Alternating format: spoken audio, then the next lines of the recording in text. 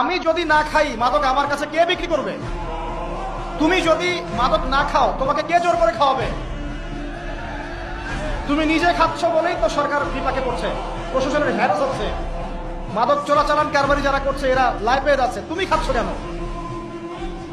যুবক ভাই, আপনি মাদক খাচ্ছেন কেন? আপনি খাচ্ছেন বলেই তো মাদক বিক্রি করতে পারছে। বাংলাদেশের মুসলিমরা একটা মুসলিম যুবক মাদক খাবে না, বা শেষ। দেখি কার কাছে মাদক বিক্রি করে, আমরা দেখি কার কাছে মাদক বিক্রি করে। আমাদের যুব সমাজের একজন ছেলে মাদকের সাথে সম্পৃক্ত থাকবে না, সিগারেটে টান পর্যন্ত দিবে না, সিগারেটে একটা টান পর্যন্ত দিবে না। দেখি কার কাছে বিক্রি করে। আর শুধুমাত্র আইন দিয়ে, শাসন দিয়ে কিন্তু সবকিছু হবে না।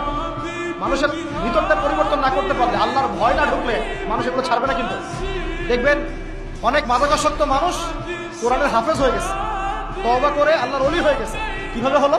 বিকজ তার মনের মধ্যে আল্লাহ পাকের ভয় এসেছে। আল্লাহর ভয় জাগাতে হলে কি লাগবে? কোরআন এবং হাদিস এবং নামাজ। কোরআন হাদিস নামাজের কাছে মানুষকে নিয়ে আসতে পরে মাদক কমবে ইনশাল্লাহ।